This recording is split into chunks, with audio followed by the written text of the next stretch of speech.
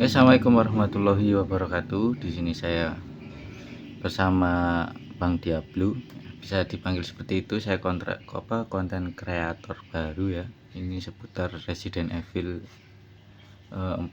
Ini adalah game kesukaan saya dulu waktu SMA, SMP itu saya tuh main Resident Evil ini sering kali, tapi gitu kita masih menggunakan yang PS2 itu. Oke.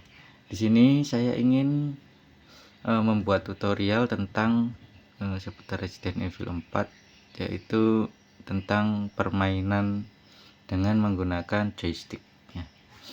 Jadi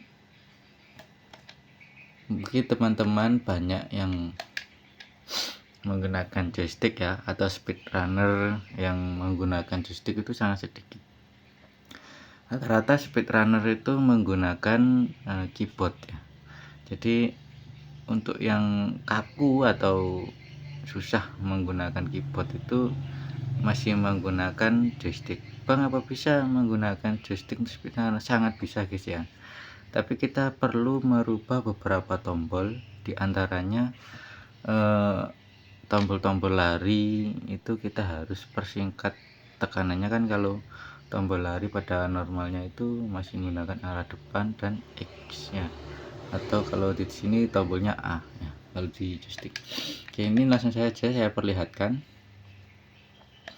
tombol-tombol apa saja yang saya rubah. Oke. Nah, ini untuk cutscene saya menggunakan A, tombol A, bukan lagi select ya, karena lebih mudah. Oke, perhatikan ya, ini Leon itu ketika ditekan analog depan dia itu akan berjalan seperti ini, nah normalnya ya. Nah, tapi itu saya rubah agar Leon itu berlari itu hanya menggunakan arah depan saja, itu tidak menggunakan apa X, harus gabungkan dengan X. Nah, seperti ini itu nggak perlu ya. Nah, itu saya menggunakan hanya arah depan ini analog saja, saya tidak menggunakan X. Ini Leon sudah bisa berlari, perhatikan ya. Nah, ini enaknya. Terus yang kedua, enaknya kenapa kok tombol ini harus kita rubah? Ketika kita mau geser ke kiri, nah ini melakukan glitch kanan kiri, nah seperti ini. Nah, ini dengan menekan kamera kemudian kita aim. Ini kita kalau masih menggunakan tombol depan dan A, kita kesusahan. Nah, mau apa?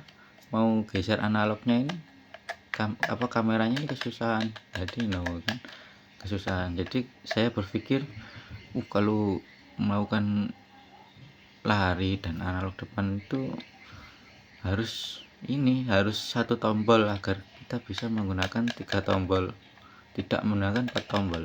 Saya meringkasnya. Nah, ini dan sini juga masih bisa putar 180 derajat. Nah, ini arah bawah, arah mundur, terus X. Nah, seperti biasanya. Banyak yang saya rubah, salah satunya ini.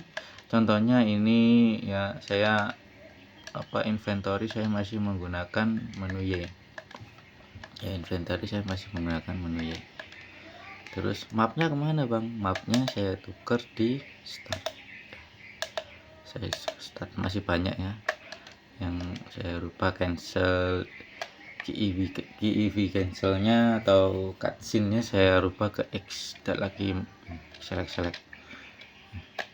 ke X. Nah, ini jika kalian yang minat tombol seperti ini silahkan komen, bang saya minat bang.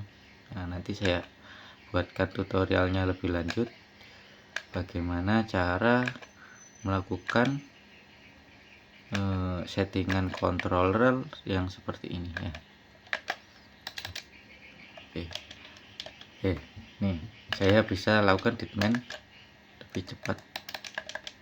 Nah, ini tuh lari gitu ya, tuh enak kan, tuh kita bisa cepat ya.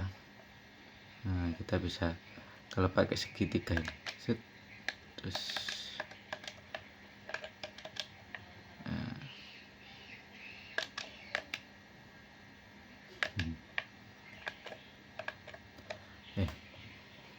Oh ya, untuk melakukan setting seperti ini tidak bisa dilakukan di menu kontrol ini ya guys. Nah, kontrol setup ya. Nah ini, jangan sekali-kali membuka kontrol ini karena ini bisa dilakukan hanya di menu input ya, ada di input, menu input. Kalau ada di menu input tidak bisa melakukan hal seperti ini. Kita melakukan settingan biasa, penempatan kontrol biasa di kontrol setup ini kita tidak bisa, itu akan merusak tombol-tombol yang lain. Tapi kalau kita di menu input kita bisa, karena di menu input itu banyak perintah yang bertumpukan itu bisa dilakukan. Contohnya kayak tombol depan dan lari itu kita gabung di satu tombol, itu kan dua perintah tapi satu gerakan. Nah itu bisa kalau di input, tapi kalau di menu kontrol setup ini itu tidak bisa. Mungkin itu saja. Yang bagi yang berminat silahkan komentar, bang saya minat, nanti saya buatkan video lanjutannya. Oke, terima kasih, see you next time. Assalamualaikum warahmatullahi wabarakatuh.